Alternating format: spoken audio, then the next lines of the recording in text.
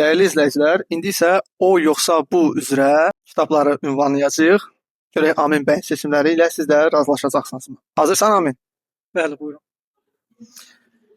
Getdik. Karl Huysman orada yoxsa Petronius Arbiter Satirikon? Əslində bu ikisi də bizim oxucular tərəfindən demək olar ki, bilinmirlər. Eramızın 1-ci əsrdə Roma həyatını, işləti və siyasi həyatını tənqid edən önəmli kitablardan biridir və Renessans dövründə dini görüşlərdən dolayı böyük bir hissəsi ixtisar olunur və günümüzdə yarımçıq şəkildə gəlib çatıb. George Karl Huysman'ın Labar romanı, yəni Orada romanı önəmli cəhət ondan ibarətdir ki, Fransız dekadan ədəbiyyatının nümayəndəsidir Huysman, ən çox tərsinə romanı ilə bilinir.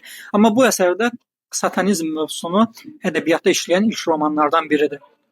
Seçim etməyə gəldikdə isə mən Petronius Arbiterin Satirikon romanını seçərdim, amma ikisi də eyni dərəcədə önəmli əsərdir mənim üçün. Tamam, Satirikon. Petronius Arbiter Satirikon yoxsa Comte de Latermont Maldaro'nun nəğməsi?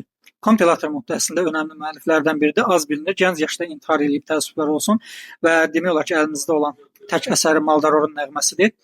Simvolik dili yetərincə ağır, ədəbi dili yetərincə yüksək və demək olar ki, monoloq üzərindən qurulu bir bədii nəsr nümunələrindən biridir. Lakin Petronius Arbiterlə müqayisə etdiyimizdə bu səfər Comte de Latermontu seçək. Ümid edirəm bəlkə bu sayədə oxucular bu yazarla tanış olmuş olur.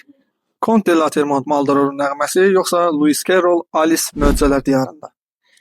Alice Möcüzələr Diyarında təəssüf ki, uşaq kitabı adı altında mənfi mənada damğalanır. Məncə klassik uşaq ədəbiyyatı yetərincə güclü ədəbiyyat nümunələrindən biridir. Alice Möcüzələr Diyarından önəmli tərəf ondan ibarətdir. Lewis Carroll əslində riyaziyyatçıdır, akademikdir və hətta ilk uşaq fotoqraflarından biri hesab olunur və onun riyazi zəkasının metaforasını Alice Möcüzələr Diyarında yetərincə görürük. Bu baxımdan uşaq ədəbiyyatının, xüsusilə klassik uşaq ədəbiyyatının ciddiyə alınması üçün Alice Möcüzələr Diyarında seçilir. Alice Möcüzələr Diyarında yoxsa Edgar Allan Poe Aşır Malikanəsinin çöküşü?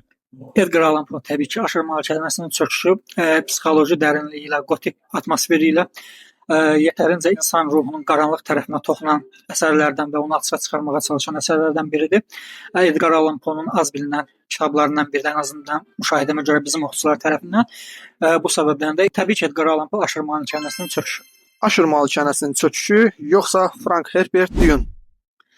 Frank Herbert Dune son illərdə yeni filmləri ilə aktuallıq qazanmış, amma öncəsindən də elmi fantastikanın ən önəmli əsərlərindən biridir.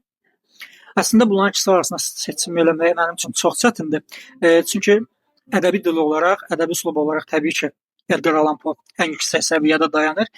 Amma Frank Herbert'ın Dune'unun da yetərincə sevdiyim əsərlərdən biridir. Bu səfər Dune'u seçirəm.